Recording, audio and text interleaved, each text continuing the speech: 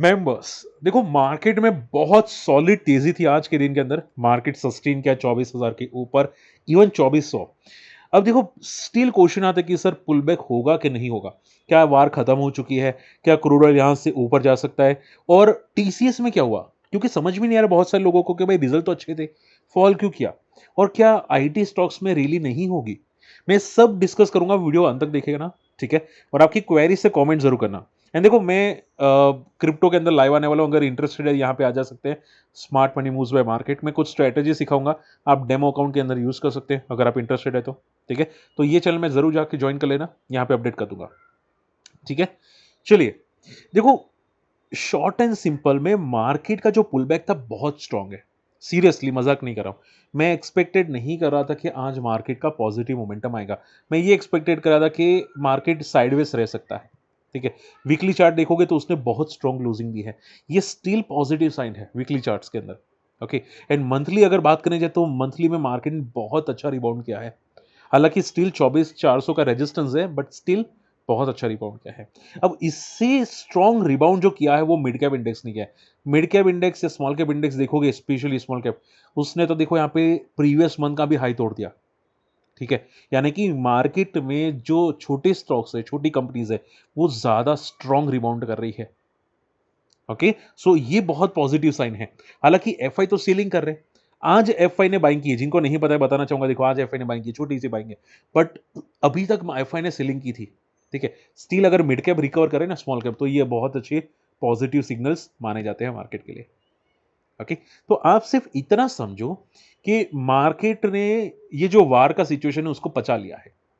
One shot अगर मैं answer करूं, मार्केट ने वार का सिचुएशन पचा लिया है। अब पैनिक तभी होगा जब क्रूड ऑयल 120 के ऊपर निकलना स्टार्ट करेगा, तब तक पैनिक नहीं होगा। और जिस तरह से मार्केट में वार चल रही है ना, स्टिल चांसेस कम है कि क्रूड ऑयल 120 के ऊपर निकलेगा। तो अभी के लिए आप मान के चलो कि क्रूड ऑयल 120 के ऊपर जाने के चांसेस अभी ना के बराबर हो चुके हैं। हाँ मेंबर्स, ना के बराबर अभी हो चुके हैं, ठीक है?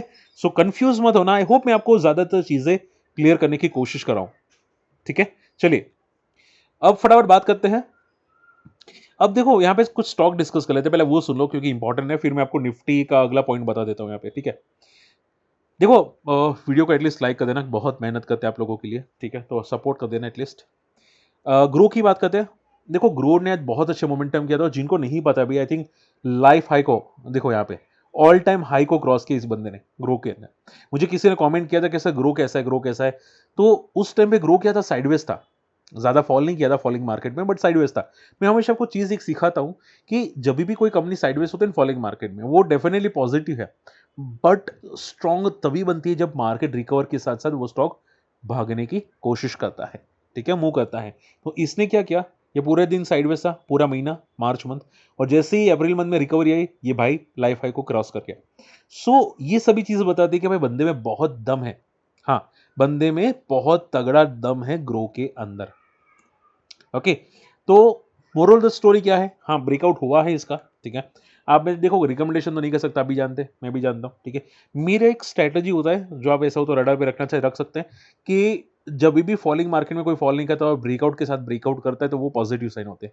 तो मान लो कोई कंपनी ब्रेकआउट करती है, तो जब तक उसका दिन का लो, जिस दिन ब्रेकआउट किया था वो दिन का लो जब तक टूटता नहीं है, ब्रेक नहीं होता वो लो, तब तक तो पॉजिटिव रहता है, ठीक है? तो हाँ, ये बंदे में दम हुआ है ग्रो में, ऐसा लग रहा है बड़े प्लेस की एंट्री है अभी भी ग्रो के अंदर। So it's very very positive sign. अब देखो, आज बहुत सारी कंपनी स्टिल लाइफ हाई को क्रॉस करी, जिसमें आशीष सर के नए स्टॉक है, और आशीष सर ने स्टेक को ऐड किया है।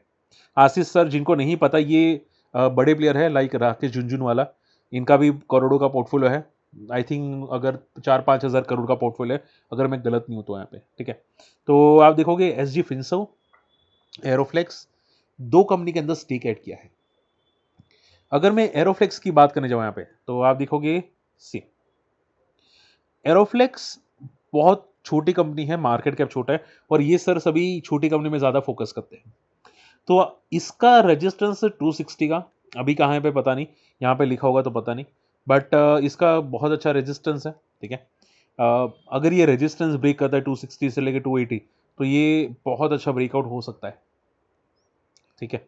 तो एरोफ्लेक्स में दम है, बंदे में दम है, फंडामेंटली स्ट्रांग है, और सेक्टर जो है industrial machinery, it's very good sector. Okay, simple question आता है कि सर टीसीएस फॉल क्यों हुआ? रिजल्ट तो अच्छे थे, अनुमान से बेटर था, तो बी फॉल क्यों हुआ? देखो, टीसीएस फॉल का जो रीजन है ना, वो एडीआर में भी नहीं है। अगर मैं वन शॉट आंसर करूँ ना, एडीआर में भी नहीं है। इसका फॉल करने का रीजन मैं अगर सिंपल आंसर करूँ आप लोगों को, तो आप ये समझो कि जो ब्रोकरेजेस हाउस है ना, ठीक है, वो लोग नेगेटिव थे कि भाई अभी रिजल्ट अच्छे है लेकिन फ्यूचर का क्या। तो कंपनी रिजल्ट के बाद तभी फॉल करती है, या तो कंपनी के रिजल्ट खराब हो या फ्यूचर एक्सपेक्टेशंस उसमें प्रॉब्लम हो। तो इसमें सेम चीज थी। आप देखोगे कि फ्यूचर ग्रोथ के लिए यहाँ पे बहुत सारे ब्रोकरेजेस हाउस डिवाइडेड है कि भाई फ्यूचर ग्रोथ नहीं होगा, फल कोई बोलता है फ्यूचर ग्रोथ होगा। तो स्टॉक वैसे नीचे से अच्छा बाउंस बैक किया था रिसेंटली, तो उसके बाद स्टॉक ने क्या किया, प्रॉफिट बुकिंग करना स्टार्ट कर दिया। ठीक है, तो आप बोले कि सर क्या इसका मीनिंग ये है कि भाई नेगेटिव हो चुका है? आंसर इज नो, ये नेगेटिव नहीं हुआ है। ठीक है, आप सिर्फ ये समझो कि इसने छोटा सा रिएक्शन दिया है, बिकॉज के रिजल्ट एवरेज है, रिजल्ट अच्छे वैसे, बट ग्रोथ इतनी ज़्यादा स्ट्रॉन्ग नहीं दिखती बड़े प्लेयर्स को, इसकी वजह से छोटा सा रिट्रेसमेंट किया है। बट इसका मीनिंग नहीं कि जहां से ये फॉल से रिकवर हुआ था वो भी लेवल तोड़ दे। ठीक है, मैं अगर आईटी इंडेक्स की बात करूं, यहाँ पे आईटी इंडेक्स ले लेते हैं, देखते हैं एक सेकेंड, जस्ट अ सेकेंड। देखो, आईटी इंडेक्स में आज नेगेटिव जरूर था, बट ये महीना में रिकवरी काफी अच्छी आई थी आईटी इंडेक्स में। सो ये छोटा सा रिट्रेसमेंट है। ठीक है, इसको पैनिक नहीं बोल सकते, ये छोटा सा रिट्रेसमेंट है। बात समझ में आ रही है? अगर ये बॉटम पे होता ना, अगर टीसीएस बॉटम पे होता ना और ये रिजल्ट आते ना, तो डेफिनेटली पुल बैक होता। ठीक है, बट अभी क्या हुआ कि भाई ये ऑलरेडी थोड़ा सा पुल बैक किया था, एफएन एक्टिव स्टॉक है, बड़े प्लेयर्स थोड़े कंफ्यूज थे, इसकी वजह से थोड़ा सा प्रॉफिट बुकिंग आई है। सो पैनिक का सिचुएशन इसमें भी नहीं है। क्लियर? चले, लास्ट नॉट द लीस्ट, ओला। देखो, ओला बहुत तगड़ा भागा भाई, 70% भागा एक महीने के अंदर अंदर, अनबिलीवेबल। लोग बोल रहे थे कि सर ओला कचरा है, बंद हो जाएगी, बैंकक्रप्ट हो जाएगी। भाई जो टर्न अराउंड हुआ ना, बहुत तगड़ा हुआ। ठीक है, अब क्वेश्चन आता है कि सर ये क्या कंपनी खत्म, मतलब रिवाइव हो जाएगी, क्या है? देखो, बड़े प्लेयर्स क्या बोलते हैं वो पहले सुन लो। बड़े प्लेयर्स ये बोल रहे हैं कि इन्होंने अपनी प्राइस जो गाड़ी की थी वो कम कर दिया, इसकी वजह से इनके वॉल्यूम्स बढ़े। हाँ, वॉल्यूम्स डेफिनेटली बढ़े। इवन इन्होंने जो अपनी गीगा फैक्ट्री डाली थी ईवी बैटरीज बनाने के लिए, वो भी काफी अच्छी ग्रो कर रही है। ठीक है, तो प्रॉब्लम ये आ जाता है कि इसकी वजह से इनकी गाड़ियों के दाम कम हो चुके हैं, तो ये लोग मार्जिन वीक है, मार्जिन कम रखेंगे। बट माना ये जा रहा है कि मार्जिन अगर कम रखते हैं तो प्रॉफिटेबल कब होगी, सबसे पहला ये सवाल है। और कंपनी के पास कितना कैश होगा तो वो प्रॉफिटेबल बनने में टाइम लगेगा। ठीक है, तो प्रॉब्लम क्या है कि बड़े प्लेयर्स अभी भी थोड़े डरे हुए हैं। क्लियर? बट इनकी जो सेल्स है वो अच्छी हुई, और नई फैक्ट्री डाली, उसका रिस्पॉन्स अच्छा था, इसकी वजह से ओला भाग गया। और ओला ओवरसोल्ड था, इसकी वजह से थोड़ा ज्यादा भागा। आई होप ये बात समझ पा रहे हैं। ठीक है, तो क्या पैनिक खत्म हो चुका है? आंसर इज नो, पैनिक खत्म नहीं हुआ है। आप ये समझ के चलो कि इसमें एक रेजिस्टेंस था, वो है 40 का, मंथली चार्ट पे 40 की क्लोजिंग अगर आती है तो पॉजिटिव। एंड सेकंड बड़ा रेजिस्टेंस है 80 का, जो लिस्टिंग का लो है। आप ये समझ के चलो कि अगर ओला में प्रॉब्लम खत्म हो जाएगी, ध्यान से सुनना, जो बोला हूं ध्यान से सुनना, 40 लेवल के ऊपर जाते थे, इसका मीनिंग ये हो जाता है कि भाई कंपनी बंद तो नहीं होगी, बट मर मर के चलेगी। और अगर 80 के ऊपर जाता है तो आप ये समझ के चलो कि कंपनी के रिवाइवल के चांस और बढ़ जाते हैं, प्रॉफिटेबल के चांस और बढ़ जाते हैं, और कंपनी स्टेबल हो जाएगी, जैसे कि दूसरी कंपनी स्टेबल होती है वैसा। ठीक है, अब मैं आपको चार्ट के हिसाब से क्यों बता रहा हूं, क्योंकि देखो, बड़े प्लेयर्स स्टॉक को उसी तरह भगाएंगे। अगर कंपनी स्टेबल होगी तो इसके ऊपर भगाएंगे, अगर कंपनी जस्ट रिवाइव करेगी तो इसके ऊपर रखने की कोशिश करेंगे। ठीक है, बड़े प्लेयर्स हमेशा चार्ट को फॉलो करते हैं, जैसे मैंने आपको निफ्टी में बताया था कि निफ्टी में भी बड़े प्लेयर्स चार्ट को फॉलो करते हैं। आई बात समझ में? सो लॉजिक समझना, पैनिक मत करना। अभी के लिए आप समझ के चलो कि 40 का एक मंथली चार्ट का रेजिस्टेंस है, अगर मान लो इसको क्रॉस करता भी है तो क्लोजिंग मंथली चार्ट के अंदर 40 के ऊपर आनी चाहिए। अगर आती है तो थोड़ा बहुत पॉजिटिव सिग्नल्स माने जा सकते हैं। बात है क्लियर? चलिए, आई होप आज का वीडियो समझ में पसंद आया है। एंड मैं आपको क्रूड ऑयल पहले बता देता हूँ। क्रूड ऑयल में मोमेंटम नहीं सस्टेन हो रही है। ठीक है, ये 90 तक पहुंच चुका है, जैसे 90 का लेवल तोड़ेगा सीधा 80 का तक पहुंचने की कोशिश करेगा, और अगर 80 आता है ना तो वापस निफ्टी लाइफ को क्रॉस करने की ट्राई कर सकता है।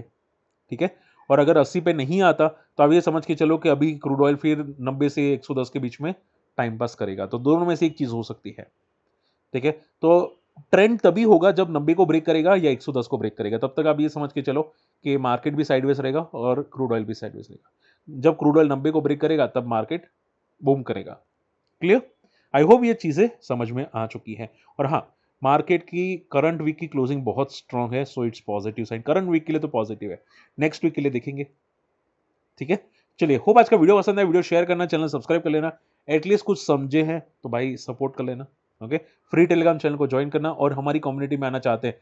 बहुत सारी चीज़ें होती है, आपको म्यूचुअल फंड में एसआईपी कब करना है, लमसम कब करना है, मेरे पास कुछ फ्री कोर्सेस है, मैंने अभी कुछ मेंबर्स को शेयर नहीं किया है, जल्दी कर दूंगा, ठीक है? और मेरे पास स्क्रीनर है, वो शेयर कर दूंगा, आपको काफ़ी चीज़ें समझ में आएगी, ठीक है? चलिए, मिलते अगले वीडियो में, बाय।